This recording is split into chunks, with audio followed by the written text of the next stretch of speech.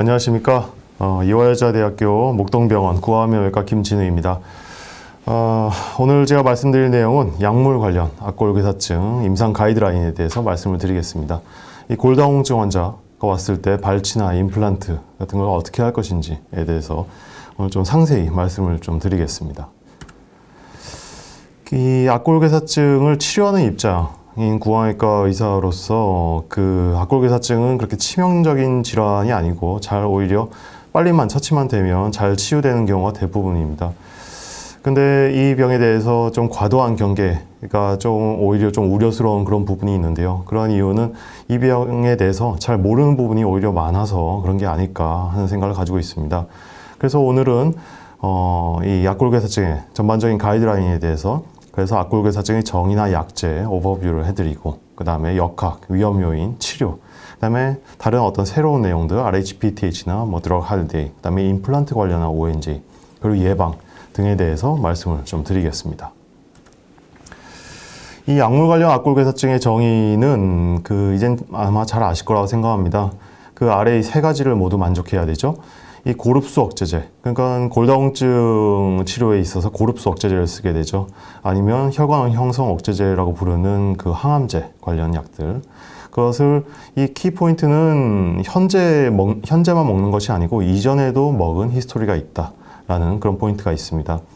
그리고 8주 이상 아간면 부위에서 구내 아니면 구외로 생긴 누공을 통해 뼈를 관찰, 탐침할 수 있거나 뼈가 노출된 경우로 정의하고 있습니다. 여기서 포인트는 뼈가 괴사된 경우라고 정의하지 않고 뼈가 노출된 경우면 약물 관련 악골괴사증으로 정의를 하고 있습니다.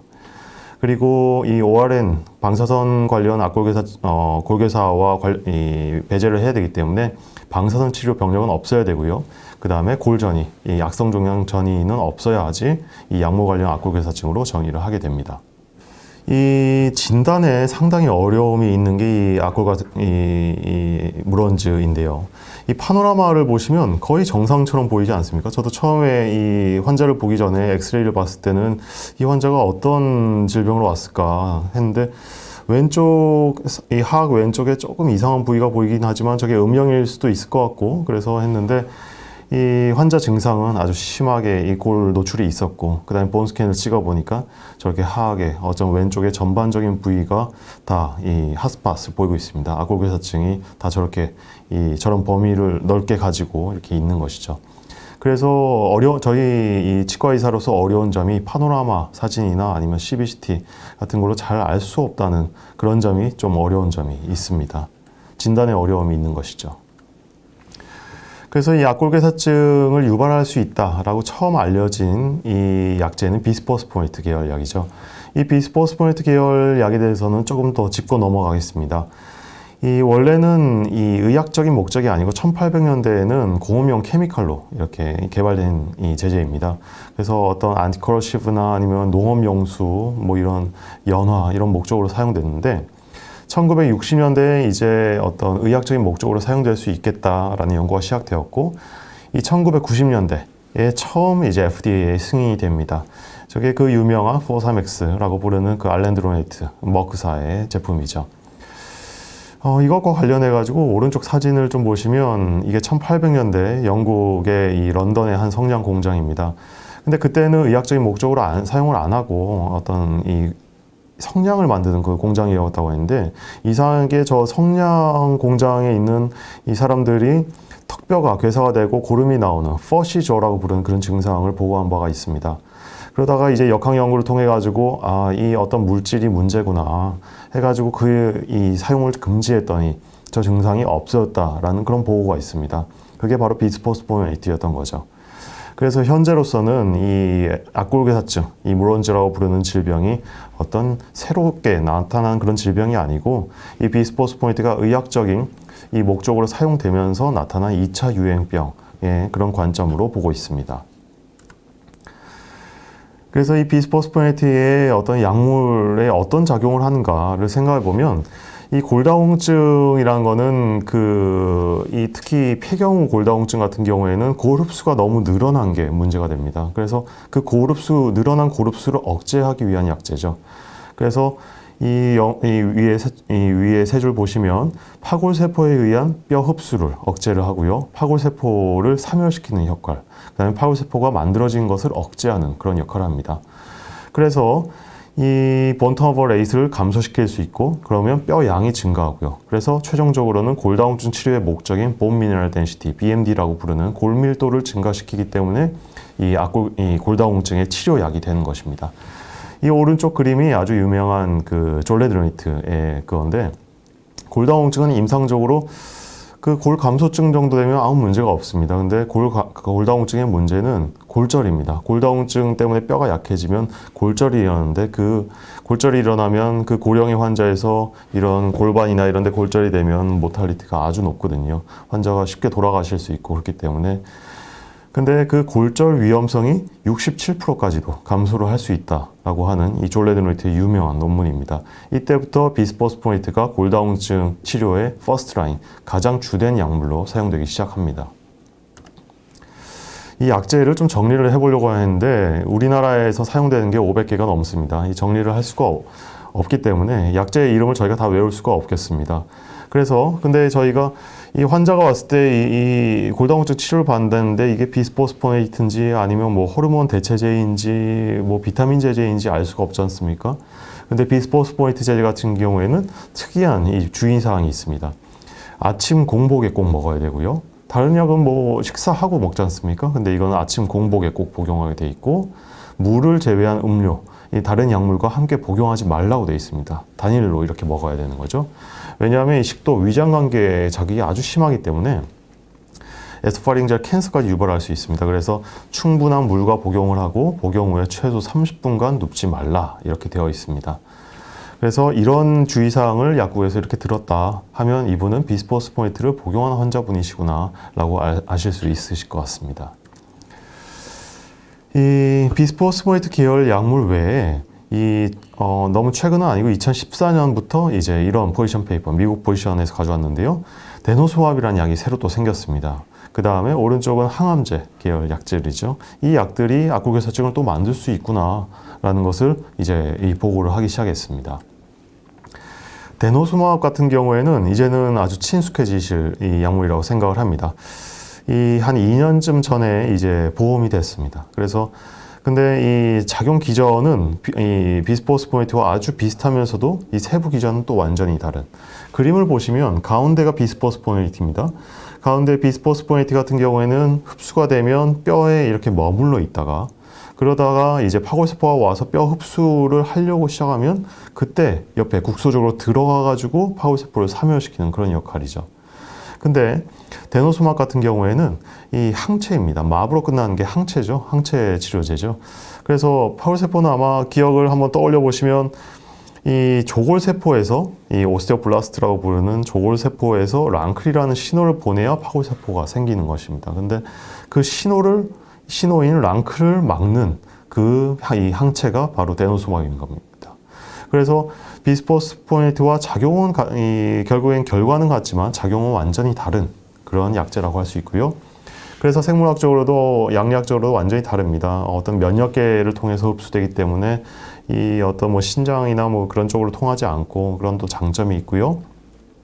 가장 큰 특징이 나중에 또 계속 보시게 되실 텐데, 뼈에 침착이 전혀 되질 않습니다. 그래서 비스포스포네이트 한번 먹으면 뼈에 아주 오랫동안 머물러 있는다, 수십 년까지도 머물러 있는다라고 생각할 수 있는데, 데노소맙 같은 경우에는 한 달이면 거의 이제 하프라이프가 끝나고요.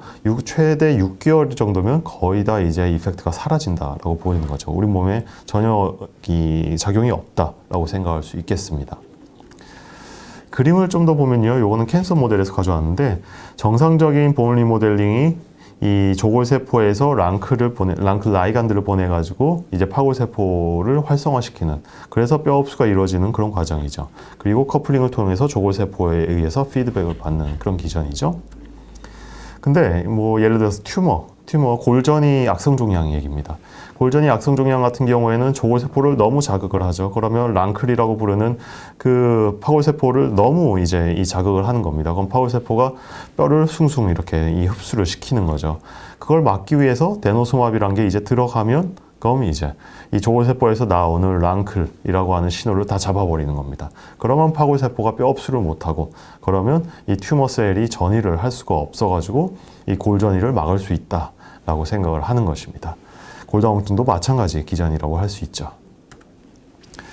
그래서 이 실제로도 그 데노스마브로 이제 정말 많이 바뀌었어요. 이 졸레드로이트 같은 경우가 고령 환자, 골다공증이 대부분 고령 환자인데 이 고령 환자한테 쓰기 조금 부담스러운 부분이 있거든요. 졸레드로이트가. 그 다음에 또 신장도 생각을 해야 되고 어떤 하이포칼세믹한 그런 포인트도 있고, 그리고 어떤 비용적인 측면에서 데노스마브이 또 장점이 있기 때문에 프롤리아라는 약으로 정말 많은 그 내과 선생님들이 바꾸시는 걸 이제 보고 있습니다.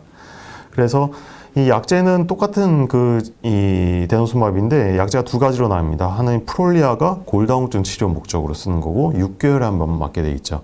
이것도 포인트입니다. 그 이반드로네이트라고 부르는 이 주사제를 맞았는데 어떤 약인지 모르는 경우, 그러면 3개월에 한 번 맞았다. 그러면 이반드로네이트 계열, 봄비바 같은 그런 약이라고 할 수 있고요. 6개월이면 프롤리아, 데노스마브일 거고요. 12개월이나 24개월에 한 번 맞았다. 그러면 졸레드로이트라고 생각할 수 있습니다. 적정 그 기간이 그렇게 돼 있고요. X지반은 아마 많이 보시지는 않게 되실 것 같은데 항암 환자한테 이렇게 쓰는 그런 약입니다.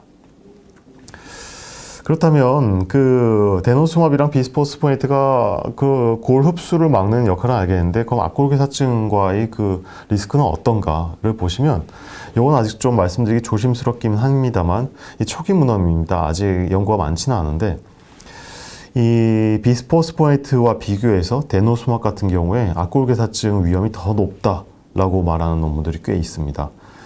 Relative Risk Ratio가 1.48로 되어 있는데, 이거를 어떻게 해석하시냐면 비스포스포네이트에 의해 생긴 앞골괴사증에 비해서 데노스마브를 하면 48%더 많을 수 있다라고 생각을 할 수 있는 거죠. 그래서 데노스마브이 더 위험할 수 있다라고 이해를 하실 수 있을 것 같습니다. 하지만 이건 좀 아주 조심스럽게 말씀드릴 수 있을 것 같은데, 이 메디칼 영역의 골다공증을 치료하는 선생님들의 입장에서는 아직 에비던스가 없으므로 부족하니까 이거는 틀린 얘기일 수 있다라는 입장을 아직 견지하고 있습니다. 그래서 이런 문헌들이 있긴 하지만 이게 어떤 확정적으로 데노스마브이 훨씬 위험하다라고 말씀드린 것은 아니다라고 말씀을 좀 드릴 수 있겠습니다. 그래서 현재 이제 우리나라에서 골다공증 학회와 골대사 학회와 이제 가이드라인을 이렇게 좀 하고 있는데, 그래서 좀 조심스러운 이 가이드라인을 내고 있습니다. 그래서 골다공증보다는 이 악성 종양 환자에서 이 고농도 투여할 때 근거가 대부분이다라는 그런 얘기죠. 그래서 저농도 데노스마브, 이 골다공증 치료를 위한 그런 것 같은 경우에는 근거가 좀 부족하다라는 얘기를 좀 말하고 있습니다. 하지만 이 데노스마브 단독 쓰는 환자보다 비스포스포네이트를 계속 써왔다가 이제 데노스마브로 바꾸는 환자 같은 경우에는 상당한 주의가 좀 필요할 수 있습니다. 왜냐하면 어떤 그 비스포스포네이트는 뼈에 머물러 있기 때문에 데노스마브이 그때 오면 이제 훨씬 더 이 애디티브, 부가적인 효과나 아니면 시너지한 안 좋은 효과를 보일 수 있기 때문에 갑자기 이제 약을 바꾸는 환자 같은 경우에는 훨씬 더 위험할 수 있다는 부분을 꼭 인지를 해주시고요. 데노스마브는 아까 말씀드렸듯이 끊으면 한 6개월 정도면 이펙트가 사라지죠. 그래서 의과에서 데노스마브 드러그 할리데이를 상당히 꺼립니다. 그래서 데노스마브를 끊으면 리바운드 프랙처라고 뼈가 약해지니까 그때 골절이 확 올 수가 있는 거죠. 그래서 의과에서는 데노스마브 드러그 할리데이를 아주 좀 꺼려하는 그런 부분인데, 뒤에서 이건 또 자세히 말씀을 드리겠습니다. 조금 더 깊게 들어가면요, 골다공증 약제들이 여러 가지가 있는데 앞골괴사증 유발의 근거가 있는데, 글씨가 좀 작습니다만 제가 치의신보 여기 그 칼럼에도 비슷한 이 표를 실어놨습니다. 그래서 비스포스포네이트라 그 데노스마브, 랑클 안티바디라고 하는 데노스마브 같은 경우에는 앞골괴사증을 유발할 수 있는 강한 에비던스를 가지고 있습니다. 아주 직접적으로 연관이 있다는 얘기죠. 근데 그 에스트로겐이라고 부르는 그 골다공증이 결국엔 폐경후 골다공증이 에스트로겐 분비의 저하 때문에 오는 거니까요. 그래서 에스트로겐 아니면 썸이라고 부르는 어떤 호르몬 대체제 같은 경우에는 에비던스가 조금은 낮지만 앞골괴사증을 유발할 수는 있다라고 생각을 하고 있습니다.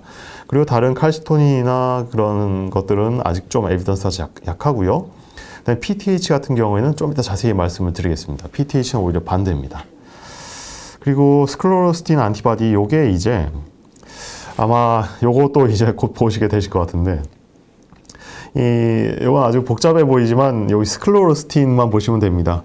스클로로스틴 이 이브니티라고 부르는 그 약제가 새로 나왔는데, 또 골다공증 계열이 치료하시는 계열에서 이 약이 또 아주 대세로 떠오르고 있습니다. 이 약으로 이제 다 넘어가실 수 있는 똑같은 암젠 회사 그거 약제고요.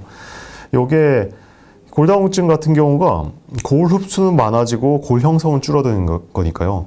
그러면 골다공증 치료하려면 골 형성은 늘리고 골 흡수를 억제하면 될 거 아닙니까? 그 약제가 바로 이브니티입니다. 그래서 아주 획기적인 신약이라고 생각하는데, 근데 이 약제를 쓴 어떤 이 임상 연구에서 이제 악골괴사증이 또 보고가 됐습니다. 그래서 이 약제로 이제 정말 많이 넘어가게 될 것 같은데, 그래도 이 약을 쓰면 악골괴사증의 위험 리스크가 좀 낮긴, 데노스법보다는 낮습니다. 그렇지만 좀 있긴 있을 것이다. 에비던스가 이제 나오면 좀 더 자세한 얘기를 좀 드릴 수 있을 것 같습니다. 그래서 이 약제도 이제 좀 많이 쓰게 될 것 같다라는 것을 좀 알아주시면 좋겠습니다. 악골괴사증의 역학으로 넘어가면요, 그 대부분 국외 연구나 국내 연구에서 이 저용량 비스포니스, 골다공증 환자한테 쓴 이 같은 경우에는 높아도 0.01% 정도로 매우 낮습니다. 그래서 높은 이런 리스크는 아니다. 한번 약을 먹으면 무조건 악골괴사증이 생기면 생길 수 있다. 그건 절대 아닙니다. 다른 연구들을 좀 보면요, 경고 비스포스포네이트 같은 경우에는 높게 잡아도 한 0.1% 정도로 보고요. 졸레드로미트, 그 IV 비스포스포네이트로 강하게 도징을 많이 한 경우에는 더 이렇게 인시던스가 더 높을 수 있다라고 이렇게 보고 있습니다. 요 그래프를 한번 좀 봐주시면 요 그래프에 대한 이견이 좀 나오고 있는데요. 이 WHO와 FDA에서 한 연구인데, 1년에서 4년까지 이제 약을 많이 먹을수록, 그러니까 약 노출이라고 부릅니다. 약 노출이 많을수록 이 악골괴사증의 프리발란스, 악골괴사증이 더 많이 생긴다라는 것은 이제 저희가 이해하고 있는데, 4년이 될 때 갑자기 확 늘어납니다. 그래서 현재 가이드라인이 나오는 것이 다 4년 이하는 그래도 거의 안전한데, 4년 이상 이 약제를 복용했으면 악골괴사증의 리스크가 높다라고 이 가이드라인이 나오고 있습니다. 그래서 여기 가이드라인에 근거가 되는 이 연구고요. 요거에 대해서는 좀 뒤에 또 말씀을 드리겠습니다. 그리고 요건 제가 했던 연구인데, 0.01% 정도로 보는 이 연구들도 결국엔 역학 연구들, 이 수십만, 수백만 환자들을 이용한 빅데이터에서 가져온 건데, 요거를 찾는, 악골괴사증 환자를 찾는 이 알고리즘이 또 문제가 조금 있었습니다. 그래서, 저 같은 경우에는 이게 결국엔 경구 비스포스포네이트로, 골다공증 목적으로 비스포스포네이트를 먹는 환자 같은 경우에 실제로는 악골괴사증의 리스크가 0.001% 미만이 아니겠는가라는 의견을 좀 낸 적이 있습니다. 그래서 일반적인 경우에는 비스포스포네이트에 의한 악골괴사증은 크게 염려할 수준은 아니다라고 말씀드릴 수 있을 것 같다는 것이죠. 방금 아까 말씀드린 익스포저 듀레이션, 그러니까 이 약물을 어느 정도 해야 정말 악골괴사증이 생길 수 있는가에 대한 이 리스크는 이 클리어한, 아주 명확한 그런 기준이 없습니다. 저도 실제로 환자를 보다 보면 한 6개월, 한 3개월 먹었는데 악골괴사증이 아주 크게 돼서 오신 그런 분들도 있고요.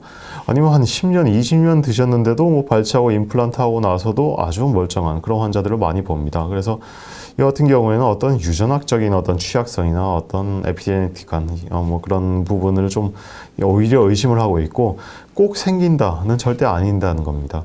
근데 이 듀레이션, 약물에 의한 질병이니까 약물을 많이 먹으면 더 많이 생길 수가 있겠죠. 그래서 4년이라고 봤었는데, 요 뒤에 연구를 보시면, 이 우리나라 연구입니다. 이 우리나라 빅데이터를 이용한 연구인데, 0년에서 1년 정도까지는 거의 괜찮습니다. 근데 1년부터 4년까지는 쭉쭉쭉쭉 조금씩 늘어나는 것을 보입니다. 그래서 4년 되면 훨씬 늘어나긴 하는데, 예전에 그 가이드라인 아까 말씀드린 게 4년 이하는 거의 안전하다고 말씀드렸죠. 근데 그렇지 않을 수가 있다는 겁니다. 그래서 한 2년이나 3년 먹었으면 그 사람은 안전한가요? 그렇지는 않습니다. 리스크가 더 많이 먹은 사람보다는 더 좀 안전할 수는 있겠지만, 꼭 이렇게 무조건 2, 3년 먹은 사람이 안전할 수 있다. 그건 아니라는 것입니다. 그래서 뭐 예를 들어서 왼쪽 그래프 보시면 1년 미만 이 먹은 사람 같은 경우가 비해서 1년 이상 먹었으면 리스크가 훨씬 더 큰 것을 볼 수가 있죠. 그래서 꼭 1년 이상 1년 이상 먹었는데 한 4년까지는 안 먹었어요. 이 사람이 꼭 안전하진 않다라는 것을 꼭 주지를 해주셨으면 좋겠습니다. 근데 이렇게 전반적으로 봤을 때 이 악골괴사증의 이 역학이 이렇게 낮은데 특히 골다공증 치료하시는 선생님들이 뵈면 이렇게 인시던스가 나는데 왜 치과를 보내면 꼭 이 약을 끊어달라 이렇게 조심을 할 필요성이 있는가 얘기를 합니다. 근데 저희 이 치과 의사의 입장으로서는 저희가 하는 발치나 임플란트나 어떤 뭐 뼈 이식이나 이런 관열적인 시술이 이 악골괴사증을 유발할 수 있는 가장 큰 리스크 팩터이기 때문에 그렇습니다. 이 모든 악골괴사증의 반 이상이 발치하고 나서 생겼어요. 대부분 치과 의사가 한 발치에 의해서 대부분 물원지가 생겼다는 것이죠. 이 악골괴사증의 위험도를 보면 16배, 발치를 하고 나면 16배, 33배 더 생긴다는 겁니다. 그리고 발치하고 나서 전체 발치하고 나서 경구 비스포스포네트를 먹는 사람에서 0.5%는 생긴다는 겁니다. 1000명을 발치하면, 아니면 200명을 발치하면 1명은 악골괴사증이 생긴다는 거죠. 그렇다면 조심 안 할 수가 없지 않겠습니까? 그래서 이 리스크가 낮긴 하지만 저희 실제 행위를 프로시저를 하고 있는 치과 의사의 입장에서는 조심을 어느 정도 할 게 없다라는 포인트를 여기서 찾을 수 있을 것 같습니다. 자, 악골괴사증의 리스크를 하나씩 좀 보겠습니다. 왼쪽 위부터 보시면 결국엔 약제에 의해서 생기는 질병이기 때문에 약제가 포텐시가 세거나 그러니까 강한 약이거나 약제를 아주 강한 도주로 썼거나 아니면 경구보다는 IV로 줬을 때 그 다음에 익스포저 오랫동안 썼을 때 더 위험하다고 할 수 있습니다. 그리고 경구 비스포스포네트 같은 그렇고요. 그 다음에 리스크 팩터 같은 경우에 어떤 치과적인 수술을 했을 때, 발치 같은 덴토 알베올라 수술을 했을 때, 아니면 이 오랄 하이진이 안 좋거나, 특히 요즘 떠오르고 있는 것이 치주염 환자 같은 경우에는 낮은 수준의 인플라메이션이 지속적으로, 컨티뉴어스하게 지속된다고 보고 있죠. 그래서 그런 푸어 오랄 하이진이 있는 환자들도 상당한 ONG 리스크가 됩니다. 그리고 잘 맞지 않는 덴처, 저것도 상당히 위험합니다. 특히 의료 보호 환자분들 이렇게 오셨을 때 발치나 이런 걸로 하지도 않았는데 잘 안 맞는 덴처들을 오래 쓰시다가 이렇게 그 밑에 뼈가 다 노출돼 있고 괴사돼 있는 그런 모습을 종종 봅니다. 그래서 덴처 같은 경우에 이 연조 쪽에 계속 트라우마를 주기 때문이죠. 그래서 그렇고요. 그리고 뭐 항암 치료를 하거나 특히 류마티스 환자들 연세 드셔가지고 관절 질환 관련해가지고 스테로이드 장기 복용하시는 분들 상당히 또 위험합니다. 그리고 고령이거나 아니면 아시안이 좀 더 위험합니다. 아시안인 경우. 그 다음에 어떤 아네미아, 이 빈혈이 있거나 아니면 뭐 투석을 받거나 아니면 특히 또 당뇨가 있으면 또 위험합니다. 당뇨가 있거나 류마티스 질환이 있거나 이 오베시티 비만이 있거나 그리고 스모킹 이런 흡연을 하시거나 그러면 좀 위험하다고 할 수 있습니다. 이 병인에 대해서는 자세히는 보지 않겠습니다. 하지만 가장 중요한 이 병인 원인 같은 경우에는 파골세포의 기능 억제, 그 다음에 골 재형성 저하, 비스포스포네트의 역할이죠. 그래서 그게 가장 1번으로 보고 있습니다. 그리고 비스포스포네트의 다른 역할로서 혈관 형성 억제나 염증과 감염과 관련한 원인, 그 다음에 비스포스포네트가 고농도로 있으면 또 국소적으로 연조직 독성을 가지고 있거든요. 그런 부분이 있거나 아니면 미세골절이 침착되거나 아니면 유전학적인 요인, 그래서 상기 여러 기전의 복합적인 작용에 의해서 이 악골괴사증이 생긴다라고 현재 생각을 좀 하고 있습니다. 자, 악골괴사증이 생겼습니다. 그러면 치료는 어떻게 하는가? 한 10년 전에 처음 이제 악골괴사증의 가이드라인이 나올 때는 보존적 치료를 처음에 권장을 했습니다. 그래서 어떤 질병인지 잘 모르니까요. 그래서 보존적 치료로서 어떤 수술을 아주 몇십밖에 하는 그런 것보다는 구강 위생을 유지하고 어떤 치아 주직의 질환을 제거하거나 항균 세정제를 사용하고 그런 보존적 치료를 하는데 현재로서는 이런 것들이 병소로 완전히 제거하기는 어렵다. 하지만 장기적인 증상 해소에 기여한다라고 생각을 하는 거죠. 그래서 점점 트렌드가 수술적 치료로 넘어가고 있습니다. 그래서 어떤 악골 골수염 이 수술이랑 비슷하게 현재 가고 있는데요. 이 부골 적출술부터 광범위하게 악골 절제술이나 이 범위 이 재건까지 해주는 다양하게 치료를 하고 있고요. 그래서 이렇게 다 이술적으로 제거를 해줘야 명소의 완전한 해소를 얻을 수 있다라고 현재 좀 받아들이고 있습니다. 그리고 당연히 노출되는 병이기 때문에 1차 연조직 피해가 우선 권장되는 것이죠. 그 외에 장기 항생제요법이나 BMP, 그 다음에 뭐 PRF나 뭐 BMP 같은 그런 이 그로스 팩터들 국소적으로 적용하는 게 치유를 좀 촉진할 수 있다라고 생각을 할 수 있고요. 치료가 이제 완전히 종료가 되면, 그럼 점막까지 치료가 되면 그때는 상황에 따라 가지고 이 골다공증 치료제의 재사용을 고려해 볼 수 있겠다라고 생각을 하고 있습니다. 네, 이거는 이제 제 프로토콜인데요. 환자분을 이렇게 보내주시면 악골개사증으로 진단이 되면, 요거는 당연히 약을 끊어야 됩니다. 치유를 원해서. 그래서 이제 드러할리데이를 주고요. 바로 수술하는 경우는 잘 없습니다. 그 감염이나 그런 게 좀 어느 정도 완화되고 원인 같은 거를 먼저 제거하는 그런 부분이 필요하죠. 그래서 어떤 IV로 강하게 항생제를 좀 줘가지고 감염을 조절하고요. 그다음에 국소적으로도 클로렉시딘 가글이나 그런 쪽으로, 그 다음에 어떤 치주나 보존적인 어떤 보철적인 치료를 같이 진행을 하게 됩니다. 그리고 수술을 진행하게 되는데, 수술 같은 경우에는 어떤 메시부하게 그렇게 하기보다는 대부분 또 고령인 경우가 많죠. 그래서 어떤 메시부하게 크게 하기보다는 감염되고 네크로틱한 티슈는 다 제거를 하고요. 그 다음에 요거는 정형외과나 신경외과 같은 데서 많이 하죠. 어떤 국소적으로 항생제를 또 섞어가지고 이 토피컬하게 이 항생제 이리게이션을 이렇게 해줍니다. 그 다음에 어떤 그로스 팩터 같은 경우, PRF 같은 경우를 이렇게 적용을 해주고요. 이 프라이머리 클로저를 진행하고 있습니다. 그래서 그로스 팩터 같은 경우에 아마 잘 아실 것 같습니다. 이 치과 의사분들은 잘 아시죠? 그 그로스 팩터를 이용하기 위해서 자가혈을 뽑아가지고 그 어떤 플레이트릿, 컨센트레이트를 이용하는 거죠. 그래서 PRP보다는 PRF를 사용하고 있습니다. PRP 같은 경우에는 좀 빨리 이용해야 되는 것도 있고요. PRF 같은 경우에 매트릭스, 피브린 매트릭스를 가질 수 있기 때문에 거기다가 BMP 같은 걸 상용화된 거를 섞어가지고 이렇게 쓰고 있는 경우가 꽤 있습니다. 그래서 이런 케이스, 이건 간단한 케이스죠. 이런 작은 피스툴라가 있으면 실제로는 뼈는 많이 영향을 좀 받고 있죠. 그래서 다 제거를 하고요. 그 다음에 PRF를 이렇게 프랩을 해서 이렇게 넣어서, 요 같은 경우는 패러슈트 수처라고 하는데 프라이머리 클로저를 하려고 이렇게 하고 매트릭스 수처를 강하게 해가지고 프라이머리 클로저를 열심히 이렇게 해주고 있습니다. 그래서 2주 후에 스티치 아웃을 하고 4달 있으면 이렇게 깨끗하게 낫는 그런 모습으로 보이고 있죠. 수술적인 부분, 어떤 치료적인 기본적인 치료는 이런데, 요즘 완전 최근 개념은 아닙니다. 근데 이제 에비던스가 이제 많이 나오고 있는데 PTH라는 것이 있습니다. 악골개사증 발생 시 치료를 위하여 이 RH-PTH 사용을 적극적으로 고려해 볼 수 있다.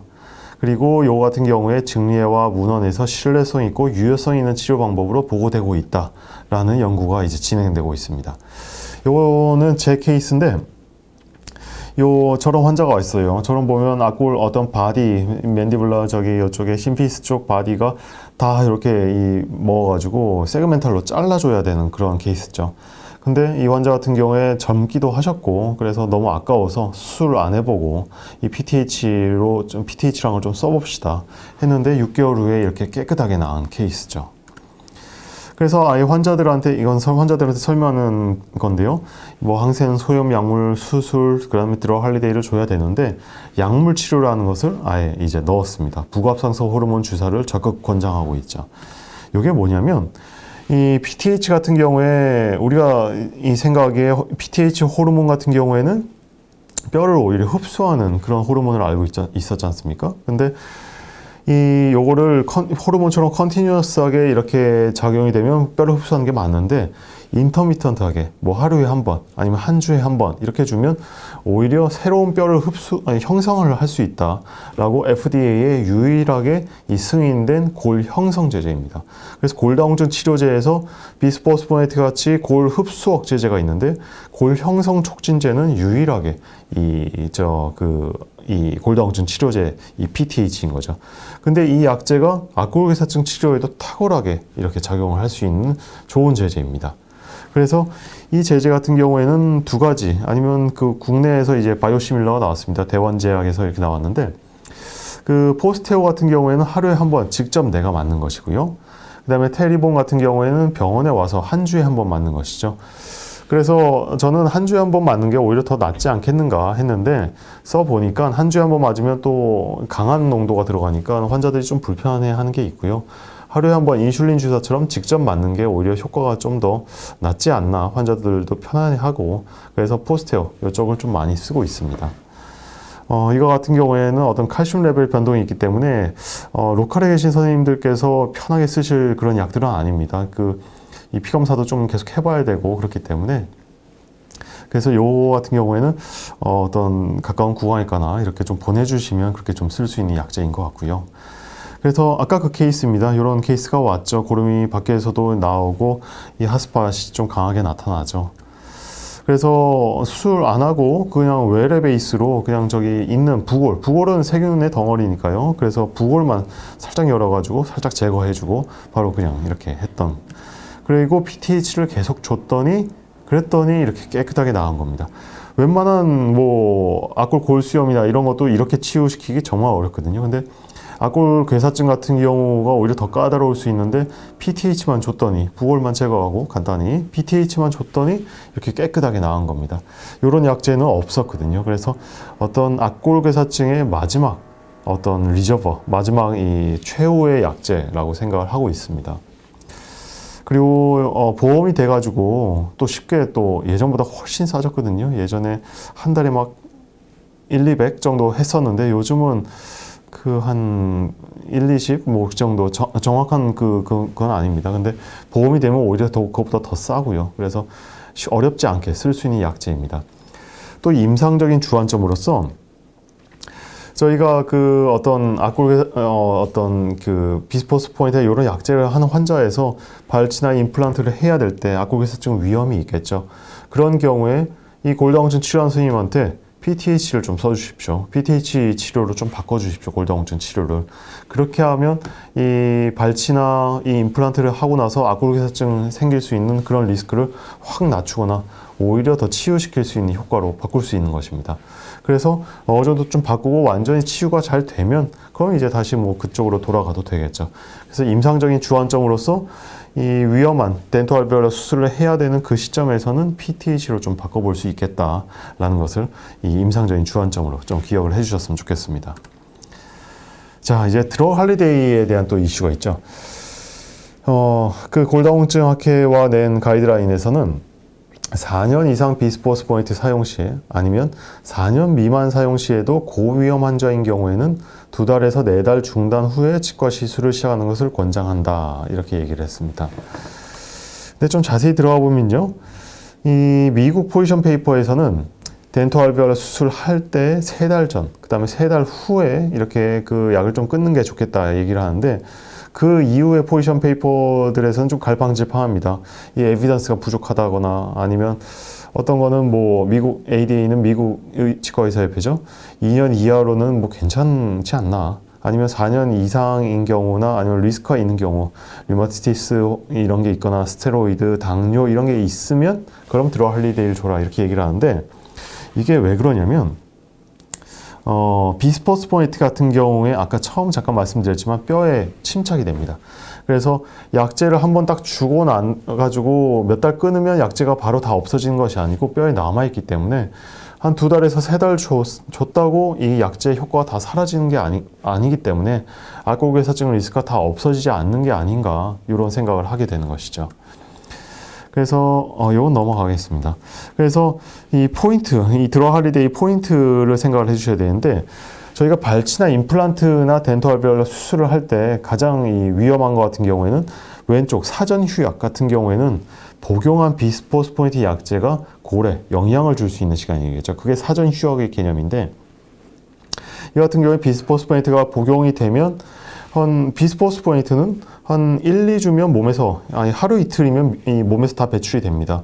근데 그 비스포스포네이트에서 직접적으로 바로 영향받은 파골세포의 수명이 2주에서 한 4주로 봅니다. 그래서 몸에 돌고 막 이런 걸 생각하면 길게는 한 두세 달, 2달 정도 이렇게 그게 바로 사전 휴약인 거죠. 그리고 영향받은 그게 지나면 이제 발치 임플란트를 하시면 되고요. 사후 휴약의 개념은 또 저희가 발치 임플란트를 하면 국소적으로 그쪽에 본 리모델링이 아주 골 형성이 아주 막 그 골 재형성이 아주 활발하게 일어나겠죠. 그때 비스포스포네이트나 그 약제가 들어가면 국소적으로 그쪽에 다 몰릴 거 아닙니까? 그러면 악골괴사증이 훨씬 위험해집니다. 그래서 사후 휴약이란 개념은 이 발치나 이런 걸 하고 나서 활발한 골대사가 일어난 악골에 축적되는 것을 피해야 될 시간입니다. 이게 조금 더 길 수 있겠죠. 그래서 2달에서 3달 정도를 사후 휴약. 그래서 리스크를 좀 가진 환자에서는 사전 휴약 2달에서 3달, 그 다음에 사후 휴약에서는 2달에서 3달 주는 게 가장 안전한 방법이겠습니다. 라고 좀 말씀을 드릴 수 있겠습니다. 데노스막 같은 경우에는 이것도 좀 이젠 그 많이 보시게 될 약인데 뼈에 붙질 않죠. 그리고 6개월 정도면 완전히 사라지기 때문에 6개월 약을 끊어주면 완전히 들어갈 이 이펙트가 사라지기 때문에 안전한 겁니다. 이 여러 연구들에서 데노스막을 끊으면 악골괴사증이 어떤 처치 없이 스폰테니어스하게 힐링이 된다라는 그런 연구들이 있습니다. 그래서 비스포스포네이트와 비교해서는 ONG의 매니지 측면에서는 데노스막이 훨씬 더 어떤 훨씬 매니저블한, 프리딕터블한 그런 약물이라고 할 수 있는 것이죠.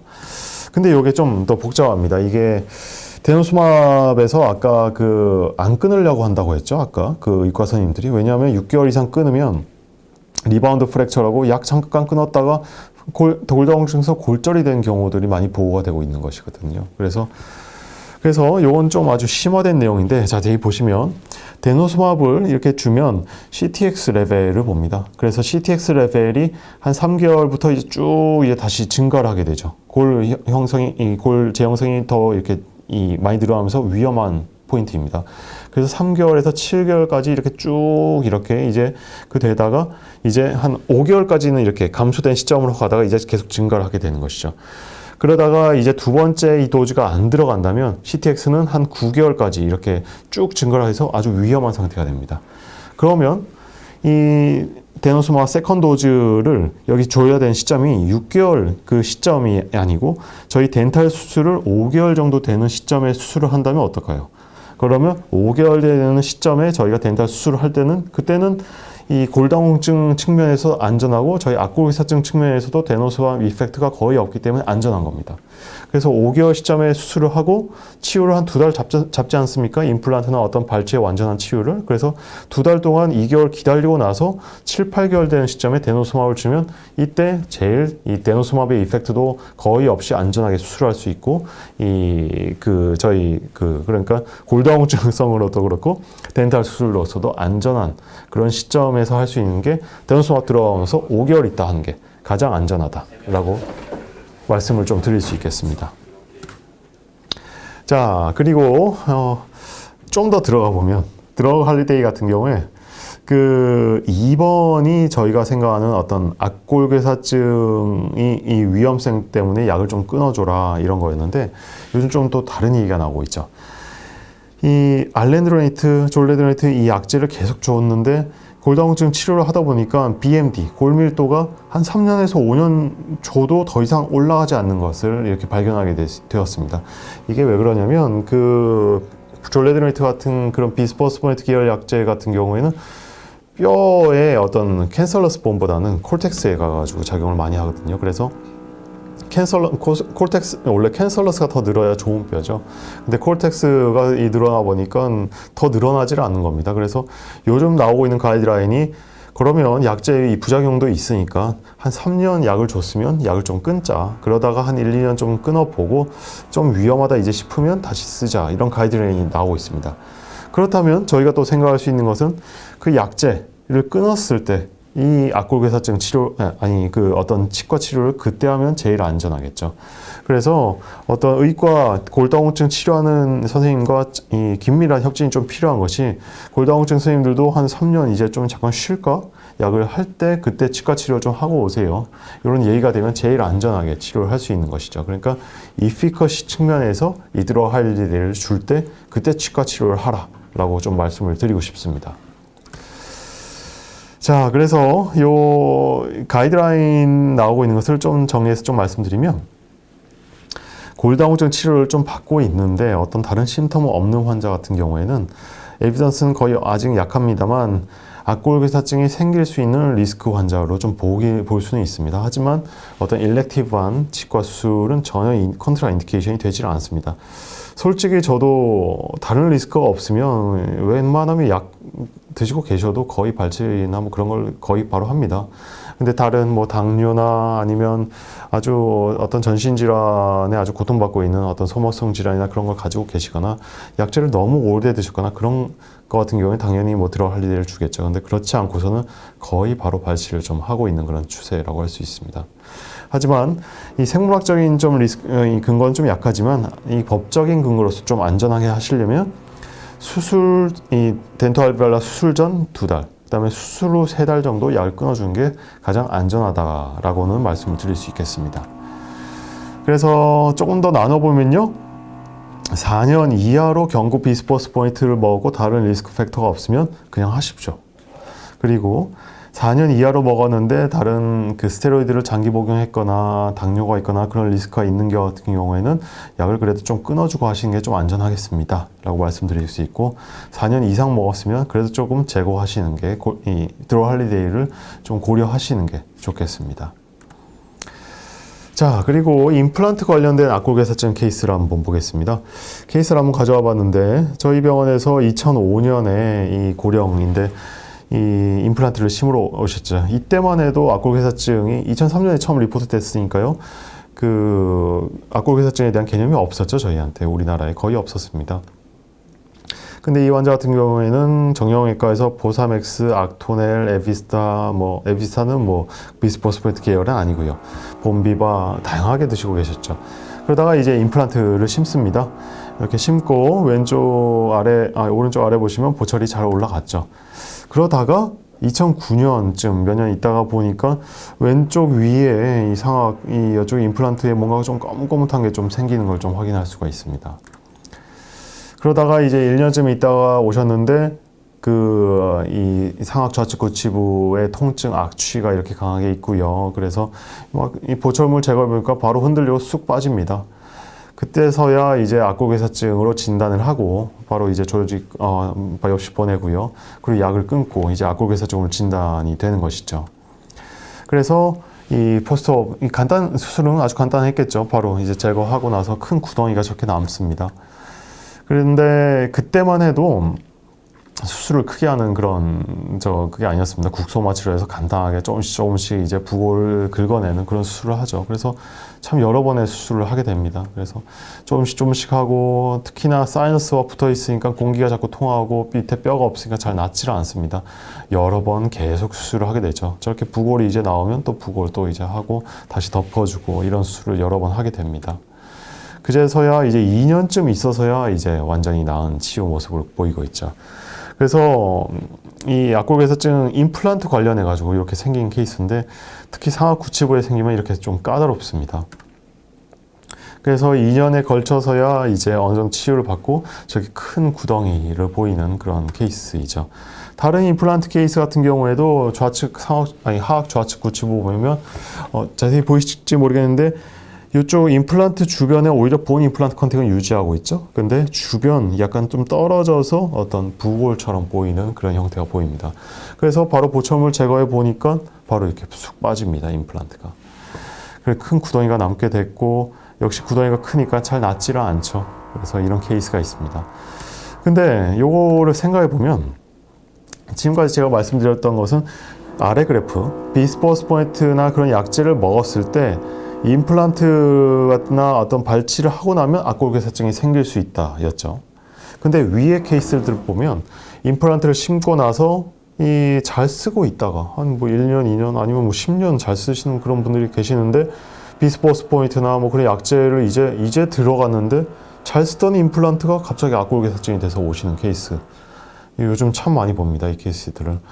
그래서 이거는 대체 그럼 어떻게 해석할 수 있을 것인가? 수술이 위험하다고 했는데 이 수술이 아니고 수술한 지 10년이 지났는데 갑자기 생기는 그런 케이스들에 대해서 좀 더 이제 말씀을 드려보겠습니다. 아직도 이 우리나라 경북대 권대영 교수님께서 내신 논문이 가장 좋은 정리를 해주셨다고 저는 생각을 하는데, 결국에는 여기 보시면 프로즌 타입일 수도 있고 오스테올라이틱한 타입일 수도 있고, 이 아래 보시면 아까 두 번째 케이스가 엠블락 시커스트레이션 타입 해가지고 임플란트는 그대로 이 본 임플란트 컨택을 유지하고 있는데, 주변 뼈가 딱 임플란트의 힘을 받는 그쪽 부분이 부골화돼 가지고 툭 떨어지는 그런 케이스들을 이렇게 보이고 있는 것이죠. 여기까지 보고 또 다른 케이스를 보면 82세 여환이셨는데 아주 건강하신 분이에요. 아직도 지금 저한테, 이분 같은 경우에는 임플란트 수술을 하고 다시 임플란트를 또 심어드렸어요. 그래서 반대쪽에도 심어드리고 하셨는데, 그게 주가 아니고, 골다공증 환자셨는데 알렌드로니트 포사맥스를 6년 드셨다고 합니다. 근데 골다공증, 고혈압, 당뇨 말고는 조금 있으셨던 분이시고, 근데 임플란트 관련한 악골괴사증으로 진단이 되셔가지고, 이미 너브의 아네스테지아가 오셔가지고 전혀 감각이 없으셨습니다. 그래서 이렇게 오셨는데 싹 제거를 하니까, 그러니까 여기 이제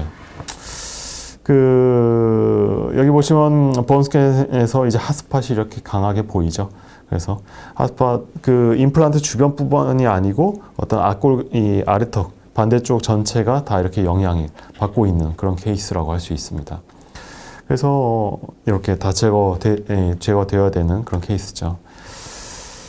그래서 지금까지 케이스들을 봤을 때, 그렇다면 이 덴탈 임플란트 자체가 왜 악골괴사증을 만들 수 있는가를 원인을 좀 생각을 해보면, 이게 아직도 가이드라인이 없습니다. 왜냐하면 아주 치과의사의 입장으로 아주 조심스러울 수밖에 없는데, 왜냐하면 이 골다공증 약을 저희가 처방하는 경우는 거의 없죠. 그런데 골다공증 약을 먹는 환자가 어떤 골다공증 약 때문에 이런 병이 생긴다고 말하기는 저희가 쉬운 입장이라고 할 수 있죠. 근데 우리가 이 심는 임플란트나 이 발치 때문에 악골괴사증이 생긴다 라고 말하는 것은 이 책임 소지의 상당한 문제, 어떤 법적인 분쟁도 가질 수 있고요. 그래서 이쪽에 대한 연구가 아주 매우 부족하고요. 오히려 좀 반대되는 연구를 좀 지지해주는 그런 약간 좀 어떤 편향된 연구라고 전 좀 걱정이 좀 되긴 하는데, 그래서 임플란트 때문에 생길 수 있는 악골괴사증에 대한 연구가 거의 없습니다. 하지만 악골괴사증을 치료하는 저희 구강의과의 입장에서는 많이 보거든요, 실제로는. 그래서 이 같은 경우에는 제가 그 환자들 보면서 생각한 것들을 좀 가져와 본 겁니다. 이 원인이, 임플란트의 구조는 치아와 달리 PDL 같이 프로스테틱한 로딩을 분사시킬 수 있는 매개체가 없죠. 바로 이 로딩이 바로 뼈에 바로 전달이 되는 그런 구조입니다. 이거 같은 경우에는 악골괴사증의 주요한 메커니즘 중에 하나인 마이크로크랙의 어떤 축적에 훨씬 불리하겠죠. 특히 이 약제에 의해 가지고 어떤 본 리모델링이 오브 서프레션이 있는 그런 뼈에서는 악골괴사증으로 진행될 이 위험이 훨씬 더 증가할 수 있는 것입니다. 그리고 또 한 가지, 또 대부분 임플란트가 요새는 이제 99.9%죠. 러프 서페이스죠. 이 같은 경우에는 본 오세오 인테그레이션, 그 다음에 빠른 어떤 프로세틱한 로딩에서는 훨씬 더 장점을 가질 것입니다. 근데 이 같은 경우에는 경험 당연히 해보시겠지만, 박테리얼 인베이전, 페리임플란티스가 왔을 때는 멈추지가 않습니다. 훨씬 더 위험할 수 있는 것이죠. 그래서 이 어떤 특히나 PDL이 없기 때문에 어떤 서커스나 그런 면역 체계들의 치유 기전이 적용하기에도 어려운 구조가 있고, 러프 서페이스에 있으면 페리임플란타이티스에서 조금 시작한 크로닉한 인플라메이션이 조금 시작이 되면 각종 파괴적인 골프스, 캐스케이드가 활성화돼 가지고 광범위한 골염증이 야기되겠죠. 그래서 결과적으로 페리임플란타이티스에서 조그맣게 시작했는데 악골괴사증이 생길 수 있는 원인이 바로 페리임플란티스가 될 수 있다라는 것을 말씀을 좀 드리고 싶은 것입니다. 이 같은 경우에는 아직도 언제나 이게 조심스러울 수밖에 없습니다. 임플란트를 당신이 심었기 때문에 악골괴사증이 내가 생겼어, 이런 환자의 어떤 컴플레인을 저희는 당연히 듣고 싶지 않은 것이니까 그런 건데, 그래서 전 동의서에 이제 넣어가지고 좀 얘기를 합니다. 좀 리스크가 있거나 그런 환자 같은 경우에는, 특히 여성분 같은 경우에는 이걸 잘 심었는데 한 5년, 10년 있다가 이 악골괴사증이라는 좀 안 좋은 병이 좀 오실 수는 있는데, 바로 오시면 처치해드리겠습니다. 그런 식으로 좀 말씀을 좀 드리고 있습니다. 그래서 생물학적으로는 이걸 좀 위험성이 있다라고 말씀을 좀 드릴 수밖에 없는 점 좀 이해해 주시고요. 이건 비교하시라고 좀 가져왔습니다. 이 오른쪽 같은 경우에 페리임플란타이티스 같은 경우에는 이 크레스트부터 조금씩 이제 이렇게 녹는 전형적인 모습을 보이는데, 페리임플란트 브론즈 같은 경우에는 뼈와 이 본 임플란트 컨택은 잘 유지하고 있어요. 근데 그 주변에 어떤 시코스트롬을 만들면서, 부호를 만들면서 저런 형태를 보인다. 그럼 그냥 지체 없이 그냥 구강외과로 빨리 좀 보내주시면 빨리 처치를 해서 저희가 잘 나와가지고 보내드릴 수 있도록 그렇게 하겠습니다. 아까 잠깐 말씀드린 그 내용인데, 그래서 약간 편향된 연구일 수도 있습니다. 아니면 역시나 그 인시던스가 너무 작으니까 연구를 제대로 할 수 없는 그런 부분들이 있어가지고, 연구들을 보시면 이 경구 비스포스포네이트 같은 경우에는 결과를 보시면 임플란트 치료를 컴프로마이즈 하지 않는다라는 그런 결과를 얘기하고 있죠. 그리고 덴탈 임플란트는 오른쪽 이 논문 같은 경우에는 리스크 팩터가 아니다, 악골개사증의 리스크 팩터가 아니다라는 그런 결론을 내고 있습니다. 실제로도 그럴지 모릅니다. 하지만 이런 케이스들도 있을 수 있다라는 그런 포인트들을 조금은 생각을 하셔서 어떤 클리니컬 프랙티스를 해주시면 좋을 것 같습니다. 자, 이제 거의 다 말씀을 드렸는데요.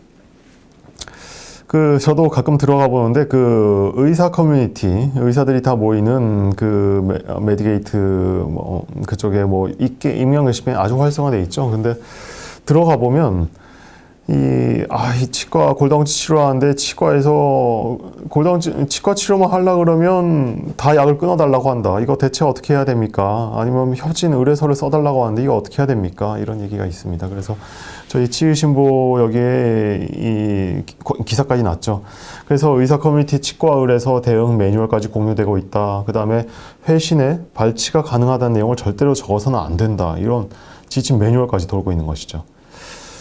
근데 그래서 결국에는 여기 이 기사에도 적혀 있는데, 제가 이렇게 자세히 어떤 이 기전이나 이런 것까지 지금 계속 말씀드린 이유가, 결국에 어떤 발치나 임플란트나 이런 걸 하는 건 저희입니다. 그래서 이 프로시저를 하는 치과 의사의 입장에서, 왜냐하면 이런 오해가 계속 쌓이면 점점 더 이제는 오히려 절대 임플란트나 이런 걸 하면 안 된다, 이런 답변밖에 오지 않을 거거든요. 그래서 결국엔 저희가 판단을 해가지고 저희가 책임 있는 자세를 보여가지고 의과 측의 오해를 불식시키는 것이 오히려 더 매끄러운 진료를 할 수 있는 게 아니겠는가라는 좀 생각을 가지고 있습니다. 하지만 케이스 바이 케이스겠죠.